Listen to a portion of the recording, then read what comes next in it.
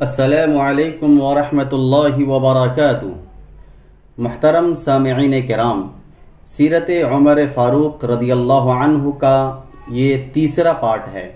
اس حصے میں جنگ قادسیہ کی پوری تفصیل بتائی جائے گی، بابلو، کوسی اور بحرہ شیر کی فتح پر بھی روشنی ڈالی جائے گی، اور اس شعر کا پورا نقشہ پیش کیا جائے گا کہ دشت تو دشت ہے دریا بھی نہ چھوڑے ہم نے، دشت تو دشت ہے دریا بھی نہ چھوڑے ہم نے، بحر ظلمات میں دوڑا دیے گھوڑے ہم نے۔ لہٰذا غور سے سنیں اور دوسروں کو بھی سننے کی ترغیب دیں۔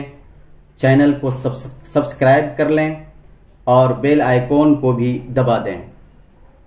محترم سامعین کرام، یاد رکھیں یہ تیسرا پارٹ دوسرے پارٹ سے جڑا ہوا ہے۔ دوسرے پارٹ کے آخر حصے میں یہ کہا گیا تھا کہ اسلامی سفارت میں جو حضرات شامل تھے وہ ایران کا بادشاہ یزدجرد کے دربار میں بحیثیت نمائندہ اور سفیر تشریف لائے تھے، جو صحابہ کرام کی جماعت تھی، جن میں نعمان بن مقرن، قیس بن زرارہ، اشعث بن قیس، فرات بن حبان، عاصم بن عمرو بن معدی کرب، مغیرہ بن شعبہ، معنہ بن حارثہ، عطارد بن حاجب، بشیر بن ابی روحم، حنزلہ بن الربیع، عدی بن سہیل رضی اللہ عنہم اجمعین تھے۔ مسلمانوں کی طرف سے نمائندگی کر رہے تھے، تمام مسلمانوں کی طرف سے۔ جب یہ دربار میں پہنچے تمام نمائندے تو یزدجرد نے کہا کہ تم لوگوں کو ہمارے مقابلے کی جرأت کیسے ہوئی، اور تم کس طرح اس بات کو بھول گئے کہ تمہاری قوم اس دنیا میں ذلیل و احمق قوم سمجھی جاتی ہے؟ کیا تم اس بات کو بھی بھول گئے ہو کہ جب کبھی تم لوگوں سے کوئی سرکشی یا بغاوت دیکھی جاتی تھی تو ہم اپنی سرحدوں کے عاملوں اور صوبے داروں کو حکم دیا کرتے تھے کہ تم کو سیدھا کر دیں؟ اس طرح کی باتیں یزدجرد مسلمان نمائندوں کے سامنے کر رہا تھا۔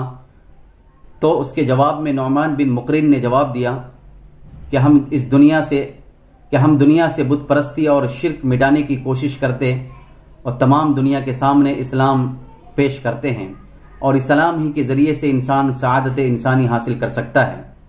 اس طرح کی گفتگو حضرت نعمان بن مقرن رضی اللہ عنہ نے یزدجرد کے سامنے کی۔ یزدجرد اس گفتگو کو سن کر برافروختہ ہوا، لیکن ضبط کر کے بولا کہ تم لوگ محض وحشی لوگ ہو، تمہاری تعداد بھی کم ہے، تم ہمارے ملک کے کسی حصے کی طمع نہ کرو۔ ہم تم پر اس قدر احسان کر سکتے ہیں کہ تم کو کھانے کے لیے غلہ اور پہننے کے لیے کپڑا دے دیں، اور تمہارے اوپر کوئی ایسا حاکم مقرر کر دیں جو تمہارے ساتھ نرمی کا برتاؤ کرے۔ اس بات کو سن کر قیس بن زرارہ رضی اللہ عنہ آگے بڑھے اور کہا کہ یہ لوگ جو تمہارے سامنے موجود ہیں روسا و شرفاء عرب ہیں، اور شرفاء عرب ایسی لغو باتوں کا جواب دینے سے شرم کرتے ہیں۔ میں تمہاری باتوں کا جواب دیتا ہوں اور یہ سب میری باتوں کی تصدیق کرتے جائیں گے۔ سنو، تم نے جو عرب کی حالت اور اہل عرب کی کیفیت بیان کی، در حقیقت ہم اس سے بھی بدرجہ زیادہ خراب و ناقص حالت میں تھے، لیکن اللہ تبارک و تعالی نے ہم پر بڑا فضل و احسان کیا کہ ہماری ہدایت کے لیے نبی بھیجا، جس نے ہم کو صراط مستقیم کی ہدایت کی اور حق و صداقت کے دشمنوں کو مغلوب و ذلیل کیا، اور دنیا میں فتوحات ہونے کا ہم کو وعدہ دیا۔ بس تمہارے لیے اب مناسب یہی ہے کہ تم ہم کو جزیہ دینا منظور کرو یا اسلام قبول کرو، ورنہ تمہارے درمیان تلوار فیصلہ کر دے گی۔ یزدجرد اس کلام کو سن کر آپے سے باہر ہو گیا۔ اس نے کہا کہ اگر سفیروں کا قتل کرنا جائز ہوتا تو میں تم کو ضرور قتل کر دیتا۔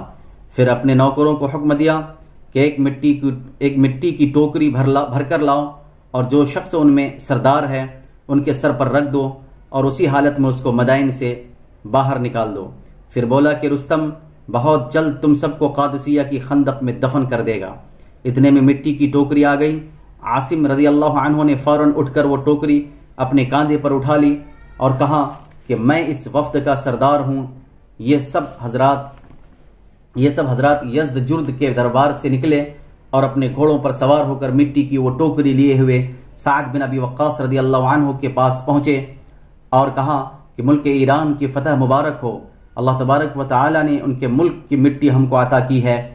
سعد بن ابی وقاص رضی اللہ عنہ بھی اس تفاول سے بہت ہی خوش ہوئے، تفاول یعنی نیک فعل سے بہت خوش ہوئے۔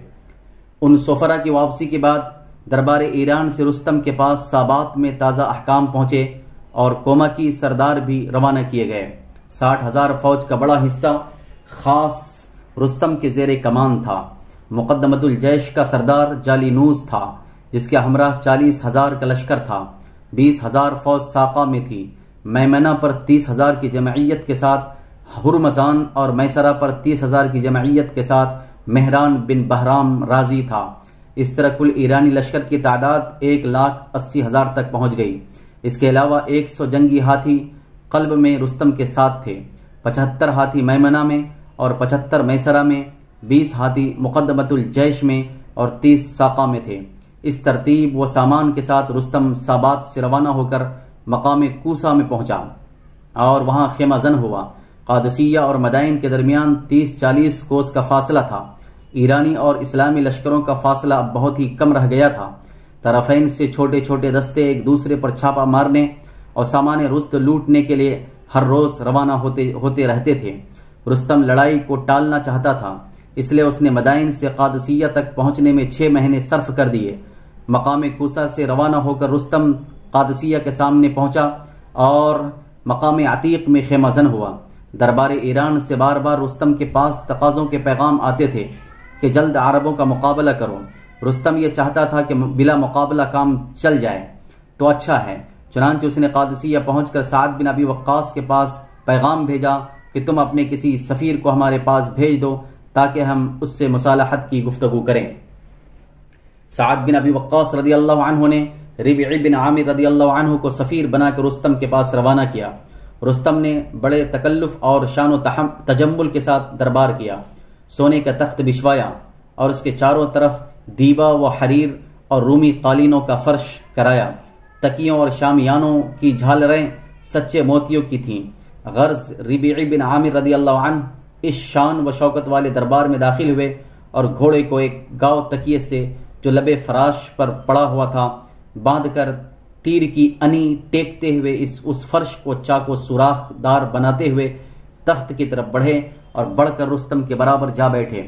لوگوں نے ربیع بن عامر رضی اللہ عنہ کو تخت سے نیچے اتارنا اور ان کے ہتھیاروں کو علیحدہ کرنا چاہا تو ربیع رضی اللہ عنہ نے جواب دیا کہ میں تمہارے یہاں تمہارے طلب کرنے پر آیا ہوں، خود اپنی کوئی استدعا لے کر نہیں آیا۔ ہمارے دین میں اس کی سخت ممانعت ہے کہ ایک شخص معبود بن کر بیٹھے اور باقی بندوں کی طرح ہاتھ باندھ کر اس کے سامنے کھڑے ہوں۔ رستم نے اپنے آدمیوں کو خود منع کر دیا کہ کوئی شخص اس کے حال سے معترض نہ ہو، مگر کچھ سوچ کر ربیع رضی اللہ عنہ خود رستم کے پاس سے اٹھے اور تخت سے اتر کر خنجر سے زمین پر بچھے ہوئے قالین اور فرش کو چاک کر کے نیچے سے خالی زمین نکال کر اس پر بیٹھ گئے اور رستم سے مخاطب ہو کر کہا کہ ہم کو تمہارے اس پرتکلف فرش کی ضرورت نہیں، ہمارے لیے اللہ تبارک و تعالی کا بچھایا ہوا فرش یعنی زمین کافی ہے۔ اس کے بعد رستم نے ترجمان کے ذریعے سے ربیع رضی اللہ عنہ سے سوال کیا کہ اس جنگ و پیکار سے تمہارا مقصد کیا ہے؟ ربیع رضی اللہ عنہ نے جواب دیا کہ ہم اللہ تبارک و تعالی کے بندوں کو دنیا کی تنگی سے دار آخرت کی وسعت میں لانا، ظلم اور مذاہب باطلہ کی جگہ عدل اور اسلام کی اشاعت کرنا چاہتے ہیں۔ جو شخص عدل اور اسلام پر قائم ہو جائے گا ہم اس سے اور اس کے ملک و اموال سے معترض نہ ہوں گے۔ جو شخص ہمارے راستے میں حائل ہوگا ہم اس سے لڑیں گے یہاں تک کہ جنت میں پہنچ جائیں گے یا فتح مند ہوں گے۔ اگر تم جزیہ دینا منظور کرو گے تو ہم اس کو قبول کر لیں گے اور تم سے معترض نہ ہوں گے، اور جب کبھی تم کو ہماری ضرورت ہوگی تمہاری مدد کو موجود ہوں گے اور تمہارے جان و مال کی حفاظت کریں گے۔ یہ باتیں سن کر رستم نے سوال کیا کہ کیا تم مسلمانوں کے سردار ہو؟ ربیع رضی اللہ عنہ نے جواب دیا کہ نہیں، میں ایک معمولی سپاہی ہوں، لیکن ہم میں ہر ایک شخص خواہ ادنا ہو اعلیٰ کی طرف سے اجازت دے سکتا ہے اور ہر متنفس ہر معاملے میں پورا اختیار رکھتا ہے۔ یہ سن کر رستم اور اس کے درباری دنگ رہ گئے۔ پھر رستم نے کہا کہ تمہاری تلوار کی نیام بہت بوسیدہ ہے۔ ربیع نے فوراً تلوار نیام سے کھینچ کر کہا کہ اس پر آپ ابھی دکھائی گئی ہے۔ پھر رستم نے کہا کہ تمہارے نیزے کا پھل بہت چھوٹا ہے، یہ لڑائی میں کیا کام دیتا ہوگا؟ ربیع نے فرمایا کہ یہ پھل سیدھا دشمن کے سینے کو چھیدتا ہوا پار ہو جاتا ہے۔ کیا تم نے نہیں دیکھا کہ آگ کی چھوٹی سی چنگاری تمام شہر کو جلا ڈالنے کے لیے کافی ہوتی ہے؟ اسی قسم کی نوک جھونک کی باتوں کے بعد رستم نے کہا کہ اچھا، ہم تمہاری باتوں پر غور کر لیں اور اپنے اہل اشخاص سے مشورہ بھی لے لیں۔ ربیع رضی اللہ عنہ وہاں سے اٹھے اور اپنے گھوڑے کے پاس آ کر اس پر سوار ہو کر سعد بن ابی وقاص رضی اللہ عنہ کی خدمت میں پہنچے۔ دوسرے روز رستم نے سعد رضی اللہ عنہ کے پاس پیغام بھیجا کہ آج بھی میرے پاس اپنے ایلچی کو بھیج دیجئے۔ سعد رضی اللہ عنہ نے حذیفہ بن محسن رضی اللہ عنہ کو روانہ کیا۔ حذیفہ رضی اللہ عنہ بھی اسی انداز میں اور اسی آزادانہ روش سے گئے جیسے کہ ربیع رضی اللہ عنہ گزشتہ روز گئے تھے۔ حذیفہ رضی اللہ عنہ رستم کے سامنے پہنچ کر گھوڑے سے نہ اترے بلکہ گھوڑے پر چڑھے ہوئے اس کے تخت کے قریب پہنچ گئے۔ رستم نے کہا کہ کیا سبب ہے کہ آج تم بھیجے گئے ہو اور کل والے صاحب نہیں آئے؟ حذیفہ رضی اللہ عنہ نے کہا کہ ہمارا سردار عدل کرتا ہے، ہر خدمت کے لیے ہر ایک شخص کو موقع دیتا ہے۔ کل ان کی باری تھی، آج میری باری آ گئی۔ رستم نے کہا کہ تم ہم کو کتنے دنوں کی مہلت دے سکتے ہو؟ حذیفہ رضی اللہ عنہ نے کہا آج سے 3 روز تک۔ رستم یہ سن کر خاموش ہوا اور حذیفہ رضی اللہ عنہ اپنے گھوڑے کی باگ موڑ کر سیدھے اسلامی لشکرگاہ کی طرف روانہ ہوئے۔ آج بھی حذیفہ رضی اللہ عنہ کی بے باکی اور حاضر جوابی سے تمام دربار حیران و ششدر رہ گیا۔ اگلے روز رستم نے پھر لشکر اسلام سے ایک سفیر کو طلب کیا۔ آج سعد رضی اللہ عنہ نے مغیرہ بن شعبہ رضی اللہ عنہ کو روانہ کیا۔ مغیرہ رضی اللہ عنہ کو رستم نے لالچ بھی دینا چاہا اور ڈرانے کی بھی کوشش کی، لیکن مغیرہ رضی اللہ عنہ نے نہایت سخت اور معقول جواب دیا، جس سے رستم کو غصہ آیا اور اس نے کہا کہ میں اب تم سے ہرگز صلح نہ کروں گا اور تم سب کو قتل کر ڈالوں گا۔ مغیرہ رضی اللہ عنہ وہاں سے اٹھ کر اپنی لشکرگاہ کی جانب چلے آئے۔ جنگ قادسیہ۔ مغیرہ رضی اللہ عنہ کی رخصت ہوتے ہی رستم نے اپنی فوج کو تیاری کا حکم دے دیا۔ دونوں لشکروں کے درمیان ایک نہر حائل تھی۔ رستم نے نہر پر پل بنانے کا حکم دیا اور پل فوراً بن کر تیار ہو گیا۔ اگلے دن علی الصبح رستم نے سعد رضی اللہ عنہ کے پاس پیغام بھیجا کہ تم نہر کے اس طرف آ کر لڑو گے یا ہم کو نہر کے اس طرف آنا چاہیے؟ سعد رضی اللہ عنہ نے کہلا بھیجوایا کہ تم ہی نہر کے اس طرف آ جاؤ۔ چنانچہ تمام ایرانی لشکر نہر کو عبور کر کے میدان میں آ کر جم گیا۔ میمنہ و میسرہ اور ہراول و ساقہ وغیرہ لشکر کے ہر ایک حصے کو رستم نے جنگی ہاتھیوں اور زرہ پوش سواروں سے ہر طرح مضبوط و مکمل بنایا۔ خود قلب لشکر میں قیام کیا۔ یہ ایرانی لشکر جو زیادہ سے زیادہ 30,000 کے اسلامی لشکر کے مقابلے میں آمادہ جنگ ہوا 2.25 لاکھ سے زیادہ اور ہر طرح اسلامی لشکر کی نسبت سامان حرب سے مسلح تھا۔ سپہ سالار لشکر اسلام سعد بن ابی وقاص رضی اللہ عنہ کے دمبل نکل رہے تھے اور عرق النسا کے درد کی بھی آپ کو شکایت تھی۔ لہٰذا نہ گھوڑے پر سوار ہو سکتے تھے نہ چل پھر سکتے تھے۔ میدان جنگ میں اسلامی لشکرگاہ کے سرے پر ایک پرانے زمانے کی بنی ہوئی پختہ عمارت کھڑی تھی۔ سعد رضی اللہ عنہ خود اس عمارت کی چھت پر گاؤ تکیے کے سہارے بیٹھ گئے اور اپنی جگہ میدان جنگ کا سردار خالد بن عرفطہ رضی اللہ عنہ کو تجویز کیا، لیکن لڑائی کے نقشے اور میدان جنگ کے اہم تغیر و تبدل کو سعد رضی اللہ عنہ نے اپنے ہی ہاتھ میں رکھا، یعنی برابر خالد بن عرفطہ رضی اللہ عنہ کے پاس ہدایات روانہ کرتے رہے۔ ایرانی لشکر کی تیاریوں کی خبر سن کر اسلامی لشکر بھی جنگ کی تیاری میں مصروف ہو گیا تھا۔ عمرو بن مادی کریب، عاصم بن عمرو، ربیع بن عامر رضی اللہ عنہم اجمعین وغیرہ نے سعد رضی اللہ عنہ کے حکم کے موافق تمام لشکر اسلام میں گشت لگا کر لوگوں کو جہاد اور جنگ پر آمادہ کیا۔ شعراء نے رجز خوانی شروع کی، قاریوں نے سورہ انفال کی تلاوت سے تمام لشکر میں ایک جوش اور ہیجانی کیفیت پیدا کر دی۔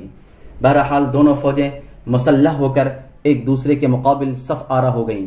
سب سے پہلے لشکر ایران کی طرف سے ہرمز نامی ایک شہزادہ میدان میں نکلا جو زرعی تاج پہنے ہوئے تھا اور ایران کے مشہور پہلوانوں میں شمار ہوتا تھا۔ اس کے مقابلے کے لیے غالب بن عبداللہ اسدی رضی اللہ عنہ اسلامی لشکر سے نکلے۔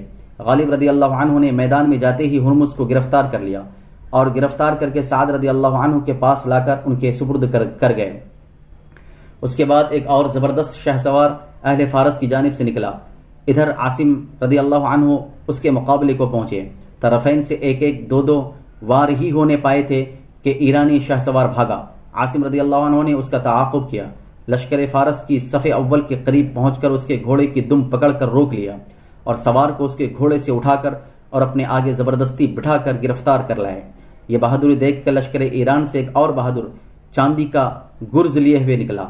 उसके मुकाबले पर अम्र बिन मादी करीब रदी अल्लाह अन्हु निकले और गिरफ्तार करके लश्कर इस्लाम में ले आए। रुस्तम ने अपने कई सरदारों को इस तरह गिरफ्तार होते हुए देखकर फौरन जंग मगलूबा शुरू कर दी और सबसे पहले हाथियों की सफ को मुसलमानों की तरफ बढ़ाया। हाथियों के इस हमले को कबीले बुहैला ने रोका, लेकिन उनका बहुत नुकसान हुआ। साद रदी अल्लाह अन्हु जो बड़े गौर से मैदान का रंग देख रहे थे, फौरन बनी असद के लोगों को बुहैला की कुमक के लिए हुक्म दिया। बनु असद ने आगे बढ़कर खूब दादे मर्दानगी दी, लेकिन जब उनकी भी हालत नाजुक हुई तो साद रदी अल्लाह अन्हु ने फौरन कबीले किंदा के बहादुरों को आगे बढ़ने का हुक्म दिया। बनु किंदा ने आगे बढ़कर इस शान से हमला किया कि अहले फारस के पांव उखड़ गए और वह पीछे हटने के लगे। रुस्तम ने यह रंग देखकर तमाम लश्कर ईरान को मजमूई ताकत से यकबारगी हमला करने का हुक्म दिया। इस मुत्तफ़क़ा सख्त हमले को देखकर साद रदी अल्लाह अन्हु ने तकबीर कही और तमाम इस्लामी लश्कर ने साद रदी अल्लाह अन्हु की इक़्तिदा में तकबीर कहकर ईरानियों पर हमला किया। गोया दो समंदर एक दूसरे पर उमड़ आए या दो पहाड़ एक दूसरे से टकराए। फरीक़ैन की फ़ौजें एक दूसरे में खल्त मल्त हो गईं। इस हालत में ईरानियों के जंगी हाथियों ने इस्लामी लश्कर को सख्त नुकसान पहुंचाना शुरू किया। साद रदी अल्लाह अन्हु ने फौरन तीर अंदाजों को हुक्म दिया कि हाथियों पर और हाथियों के सवारों पर तीर अंदाजी करो। आसिम रदी अल्लाह अन्हु ने नेज़ा लेकर हाथियों पर हमला किया। उनकी देखा देखी दूसरे बहादुरों ने भी हाथियों की सूंडों पर तलवारों और नेज़ों से जख्म पहुंचाने शुरू कर दिए। तीर अंदाजों ने ऐसे तीर बरसाए कि फील नशीनों को जवाबी तीर अंदाजी की मोहलत ही न मिली। नतीजा ये हुआ कि हाथी पीछे हटे और बहादुरों के लिए मैदान में शमशीर जनी के जौहर दिखाने के मौके मिले। सुबह से शाम तक मैदान कारजार गर्म रहा। रात की तारीकी ने लड़ाई को कल के लिए मुलतवी कर दिया। ये दोशंबा का रोज़ था। मुहर्रम 14 हिजरी का वाक़या है। अगले दिन अलसुबह बाद नमाज फज्र साद बिन अबी वक्कास रदी अल्लाह अन्हु ने सबसे पहले कल के शोहदा को कादिसिया के मशरिक की जानिब दफन कराया। कल के शोहदा की तादाद 500 थी। जख्मियों की मरहम पट्टी का सामान रात ही में कर दिया गया था। शोहदा के दफन से फारिग होकर इस्लामी लश्कर ने अपनी सफ़े मुरत्तब की। ईरानी भी मैदान में आ डटे। अभी लड़ाई शुरू नहीं हुई थी कि मुल्क शाम से रवाना किए हुए लश्कर के करीब पहुंचने की खबर पहुंची। मुल्क शाम से अबू उबैदा बिन अल जर्राह रदी अल्लाह अन्हु ने हाशिम बिन उतबा रदी अल्लाह अन्हु की सरदारी में लश्कर इराक को वापस भेजा था।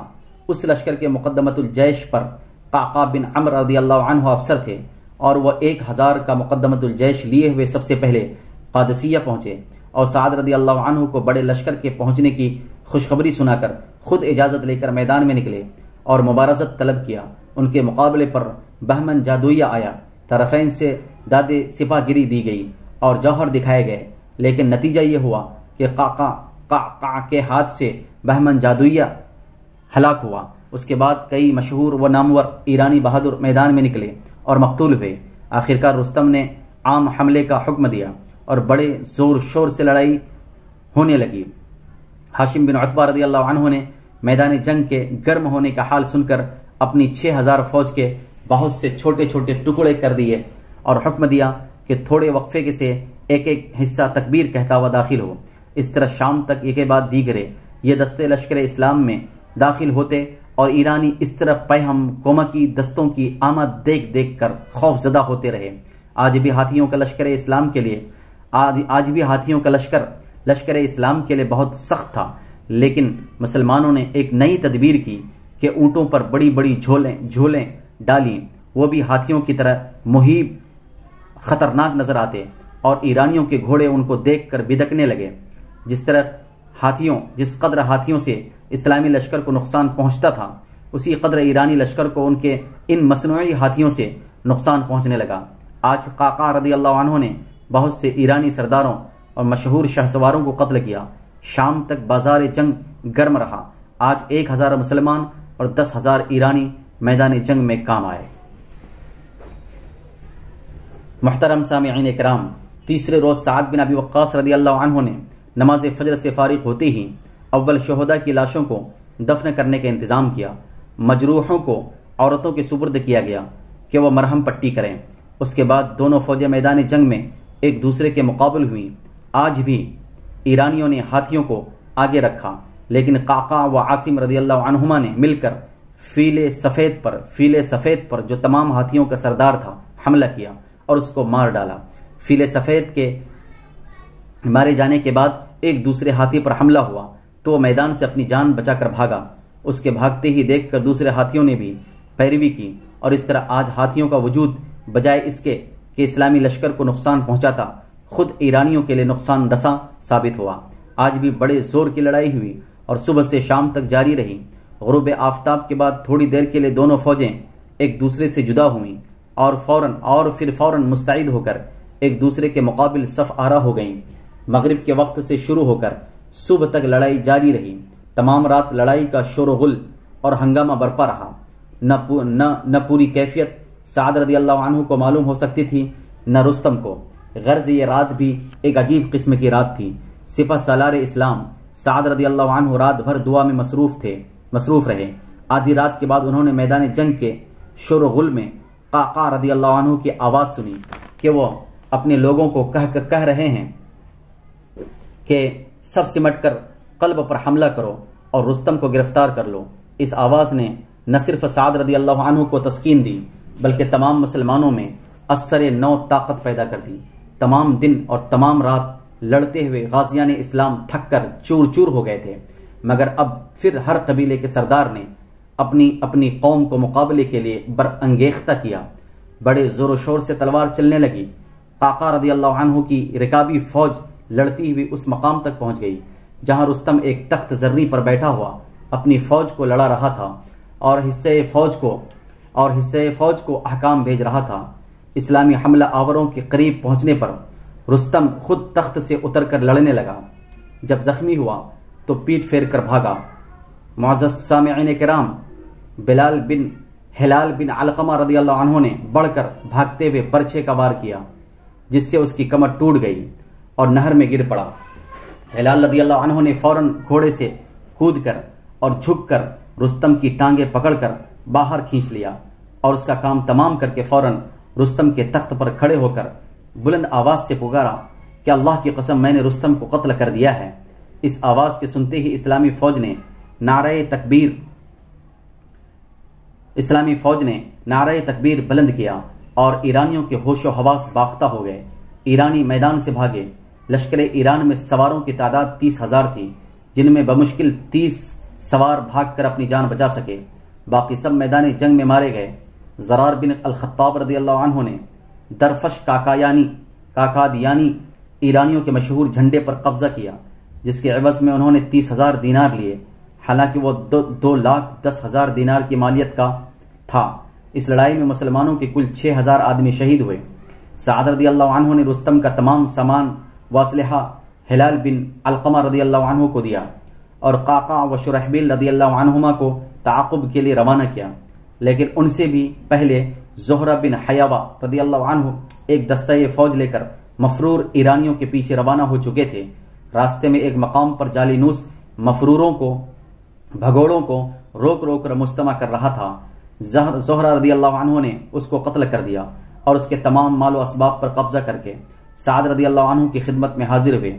سعد رضی اللہ عنہ کو جالینوس کا سامان ان کے حوالے کرنے میں تأمل ہوا اور اس معاملے میں دربار خلافت سے اجازت طلب کی۔ فاروق اعظم رضی اللہ عنہ نے زہرہ رضی اللہ عنہ کی ستائش کی اور جالینوس کا اسباب انہی کو دے دینے کا حکم دیا۔ سعد رضی اللہ عنہ نے میدان جنگ کا ہنگامہ فروغ ہونے کے بعد مال غنیمت فراہم کیا۔ فوراً فاروق اعظم رضی اللہ عنہ کی خدمت میں فتح کی خوشخبری کا خط لکھا اور ایک تیز رفتار شتر سوار کو دے کر مدینے کی طرف روانہ کیا۔ یہاں فاروق اعظم رضی اللہ عنہ کا یہ حال تھا کہ روزانہ صبح اٹھ کر مدینے سے باہر دور دور تک نکل جاتے اور قادسیہ کے قاصد کا انتظار کر کے دوپہر کے بعد مدینے واپس آ جاتے تھے۔ ایک روز حسب دستور باہر تشریف لے گئے۔ دور سے ایک شتر سوار نظر پڑا۔ اس کی طرف لپ کے قریب پہنچ کر دریافت کیا کہ کہاں سے آتے ہو؟ اس نے کہا کہ میں قادسیہ سے آ رہا ہوں۔ اور خوشخبری لایا ہوں کہ اللہ تبارک و تعالی نے مسلمانوں کو فتح عظیم عطا کی ہے۔ فاروق اعظم رضی اللہ عنہ نے اس سے لڑائی کی کیفیت اور فتح کے تفصیلی حالات دریافت کرنے شروع کیے اور شاہ سوار کی رکاب پکڑے ہوئے اس کے ساتھ ساتھ دوڑتے ہوئے مدینے میں داخل ہوئے۔ شتر سوار حالات سناتا جاتا تھا اور اپنے اونٹ پر سوار مدینے میں دربار خلافت کی جانب چلا جاتا تھا۔ شہر میں داخل ہو کر شتر سوار نے دیکھا کہ ہر شخص جو سامنے آتا ہے فاروق اعظم رضی اللہ عنہ کو امیر المومنین کہہ کر سلام علیک کرتا ہے۔ تب اس کو معلوم ہوا کہ جو شخص میرے ساتھ پیدل چل رہا ہے وہ خلیفہ وقت ہے۔ ایسے محترم سامعین کرام، ایسے واقعات اسلام اور تاریخ اسلام کے ماتھے کا جھومر ہے۔ یہ معلوم کر کے وہ ڈرا اور اونٹ سے اترنا چاہا، لیکن جب عمر فاروق رضی اللہ عنہ نے کہا کہ تم حالات سناتے جاؤ اور بدستور اپنے اونٹ پر سوار چلو، اس طرح گھر تک آئے، مسجد نبوی میں پہنچ کر لوگوں کو جمع کیا اور فتح کی خوشخبری سب کو سنائی۔ ایک نہایت پر اثر تقریر فرمائی جس کا خاتمہ اس طرح تھا: بھائیو، میں بادشاہ نہیں ہوں کہ تم کو اپنا غلام بنانا چاہوں، میں تو خود اللہ تبارک و تعالی کا غلام ہوں، البتہ خلافت کا کام میرے سپرد ہے۔ اگر میں یہ کام اس طرح انجام دوں کہ تم آرام سے اپنے گھروں میں اطمینان سے زندگی بسر کرو تو یہ میری خوش نصیبی ہے، اور اگر اللہ نہ کرے میری یہ خواہش ہو کہ تم لوگ میرے دروازے پر حاضری دیا کرو تو یہ میری بدبختی ہوگی۔ میں تم کو تعلیم دیتا ہوں اور نصیحت کرتا ہوں، لیکن صرف قول سے نہیں، عمل سے۔ فتح بابل و کوسی۔ محترم سامعین کرام، ایرانیوں نے قادسیہ سے بھاگ کر بابل میں قیام کیا اور کئی نامور سرداروں نے مفرور لوگوں کو فراہم کر کے مقابلے کی تیاریاں کی۔ سعد رضی اللہ عنہ نے فتح کے بعد 2 مہینے تک قادسیہ میں قیام فرمایا اور فاروق اعظم رضی اللہ عنہ کے حکم کا انتظار کیا۔ دربار خلافت سے احکام کے وصول ہونے پر سعد رضی اللہ عنہ نے اہل و عیال کو قادسیہ ہی میں چھوڑا اور خود لشکر اسلامی کے ساتھ مدائن کی جانب روانہ ہوئے۔ اپنی روانگی سے پہلے زہرہ بن حیوہ رضی اللہ عنہ کو مقدمۃ الجیش بنا کر آگے روانہ کیا۔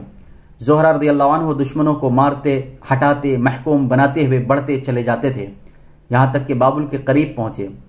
یہاں سعد رضی اللہ عنہ بھی اپنی پوری فوج لے کر آ پہنچے۔ ایرانی سرداروں نے سعد رضی اللہ عنہ کے آنے کی خبر سنی تو وہ بابل میں قیام نہ کر سکے، کچھ مدائن کی طرف چل دیے، کچھ اہواز اور نہاوند کی طرف چلے گئے اور راستے میں تمام پلوں کو توڑتے اور دریائے دجلہ اور اس کی نہروں اور ندیوں کو ناقابل عبور بناتے ہوئے گئے۔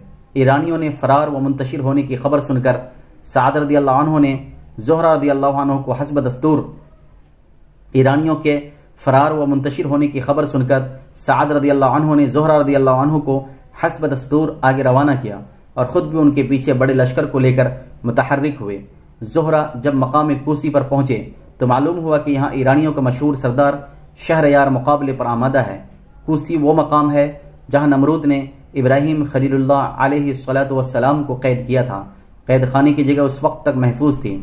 شہریار زہرہ کے قریب پہنچنے کا حال سن کر کوسی سے باہر نکلا اور مسلمانوں کے مقابل صف آرا ہو کر میدان میں آگے بڑھ کر للکارا کہ تمہارے سارے لشکر میں جو سب سے زیادہ بہادر جنگجو ہو وہ میرے مقابلے پر آئے۔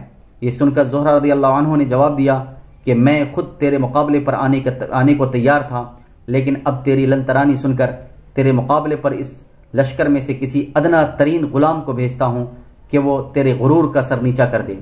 یہ کہہ کر آپ نے نائل بن جعشم حرج کو، جو قبیلے بنو تمیم کا غلام تھا، اشارہ کیا۔ نائل بن جعشم فوراً گھوڑا نکال کر میدان میں شہریار کے مقابل پہنچے۔ شہریار ان کو نہایت کمزور دیکھ کر ان کی طرف بڑھا اور گردن پکڑ کر کھینچا اور زمین پر گرا کر ان کی چھاتی پر چڑھ بیٹھا۔ اتفاقاً شہریار کا انگوٹھا نائل کے منہ میں آ گیا۔ انہوں نے اس کو اس زور سے چبایا کہ شہریار بے تاب ہو گیا اور تأمل اور نائل فوراً اٹھ کر اس کے سینے پر چڑھ بیٹھے اور بلا توقف خنجر نکال کر اس کا پیٹ چاک کر دیا۔ شہریار کے مارے جاتے ہی تمام ایرانی فوجیں بھاگ پڑیں۔ شہریار کی زرہ، قیمتی پوشاک، زرنی تاج اور ہتھیار سب نائل کو ملے۔ سعد رضی اللہ عنہ نے کوسی پہنچ کر شہریار کے مارے جانے اور کوسی کے فتح ہونے کا حال سنا اور اس مقام کو جا کر دیکھا جہاں ابراہیم علیہ السلام قید رہے تھے۔ پھر نائل کو حکم دیا کہ شہریار کی پوشاک پہن کر، شہریار کے تمام ہتھیار لگا کر تمام ہتھیار لگا کر آئیں۔ چنانچہ اس حکم کی تعمیل ہوئی اور لشکر اسلام اس نظارے کو دیکھ کر اللہ تبارک و تعالی کی حمد و ثنا میں مصروف ہوا۔ بحیرہ شیر کی فتح۔ محترم سامعین کرام، بحیرہ شیر ایک مقام کا نام تھا جو مدائن کے قریب ایک زبردست قلعہ اور شہر تھا۔ بحیرہ شیر میں شاہی باڈی گارڈ کا ایک زبردست رسالہ اور دارالسلطنت کی حفاظت کے لیے نہایت زبردست اور بہادر فوج رہتی تھی۔ مدائن اور بحیرہ شیر کے درمیان دریائے دجلہ حائل تھا۔ بحیرہ شیر اس طرف تھا اور دجلہ کے اس طرف مدائن تھا۔ بحیرہ شیر اس طرف تھا اور دجلہ کے اس طرف مدائن تھا۔ بادشاہ ایران کبھی بحیرہ شیر میں بھی آ کر رہتا تھا۔ یہاں بھی شاہی ایوان اور شاہی کارخانے موجود تھے۔ اسلامی لشکر کوسی سے آگے بڑھا تو بحیرہ شیر پہنچنے تک کئی مقامات پر ایرانیوں کا مقابلہ کرنا پڑا اور ان کو شکست دے کر راستے سے ہٹانا پڑا، یہاں تک کہ مسلمانوں نے بحیرہ شیر کا محاصرہ کر لیا۔ یہ محاصرہ 3 مہینے تک جاری رہا۔ آخر محصورین سختی سے تنگ آ کر مقابلے پر آمادہ ہوئے اور شہر پناہ سے باہر مقابلے پر آئے۔ بالآخر مقتول و مفرور ہوئے اور اسلامی لشکر فاتحانہ بحیرہ شیر میں داخل ہوا۔ بحیرہ شیر کے مفتوح ہوتے ہی یزدجرد نے مدائن سے بھاگنے اور اموال و خزائن کے مدائن سے منتقل کرنے کی تدابیر اختیار کی۔ مدائن سے یزدجرد کا مع خزائن کے بھاگ جانا مسلمانوں کے لیے خطرات کا بدستور باقی رہنا تھا۔ بحر ظلمات میں دوڑا دیے گھوڑے ہم نے، دشت تو دشت ہے دریا بھی نہ چھوڑے ہم نے، بحر ظلمات میں دوڑا دیے گھوڑے ہم نے۔ سعد رضی اللہ عنہ کو اب اس بات کا خیال تھا کہ جس قدر جلد ہو مدائن پر قبضہ کریں، لیکن دریائے دجلہ درمیان میں حائل تھا، اس کا پایاب عبور کرنا سخت دشوار تھا۔ ایرانیوں نے بحیرہ شیر سے بھاگتے ہوئے پل کو بالکل مسمار اور منہدم کر دیا تھا، دور دور تک کوئی کشتی بھی نہیں چھوڑی تھی۔ دوسرے کنارے پر ایرانی فوج بھی متعین تھی جو عبور دریا سے مانے تھی۔ دوسرے روز سعد رضی اللہ عنہ نے گھوڑے پر سوار ہو کر اور تمام فوج کی کمر بندی کرا کر فرمایا کہ تم میں کون ایسا بہادر سردار ہے جو اپنی جمعیت کے ساتھ اس بات کا وعدہ کرے کہ وہ ہم کو دریا کے عبور کرنے کے وقت دشمن کے حملے سے بچائے گا۔ عاصم بن عمرو رضی اللہ عنہ نے اس خدمت کی ذمہ داری قبول کی اور 600 تیر اندازوں کی ایک جماعت لے کر دریائے دجلہ کے اس کنارے ایک اونچے مقام پر جا بیٹھے۔ سعد رضی اللہ عنہ نے نستعین باللہ ونتوکل علیہ حسبنا اللہ ونعم الوکیل ولا حول ولا قوة الا باللہ العلی العظیم، ہم اللہ سے ہی مدد چاہتے ہیں اور اسی پر بھروسہ کرتے ہیں، اللہ ہمارے لیے کافی ہے اور وہ بہترین کارساز ہے، نہ کسی میں نیکی کرنے کی قوت ہے نہ برائی سے بچنے کی طاقت مگر اللہ کی توفیق سے جو سب سے بلند مرتبہ اور بڑائی والا ہے۔ یہ کہہ کر اپنا گھوڑا حضرت سعد نے دریا میں ڈال دیا۔ ان کی پیروی میں دوسروں نے بھی جرأت سے کام لیا اور دیکھتے ہی دیکھتے لشکر اسلام دجلہ کی طوفانی موجوں کا مقابلہ کرتا ہوا دوسرے کنارے کی طرف متوجہ ہوا۔ یہ سیلابی لشکر جب نصف سے زیادہ دریا کو عبور کر چکا تو اس طرف سے ایرانی تیر اندازوں نے تیر بازی شروع کی۔ ادھر سے عاصم رضی اللہ عنہ اور ان کی جماعت نے ایرانی تیر اندازوں پر اس زور سے اس قوت کے ساتھ تیر پھینکے کہ بہت سے ایرانی مقتول و مجروح ہوئے اور اس بلائے بے درما سے اپنی جان بچانے کی تدبیروں میں مصروف ہو کر لشکر اسلام کو عبور دریا سے نہ روک سکے۔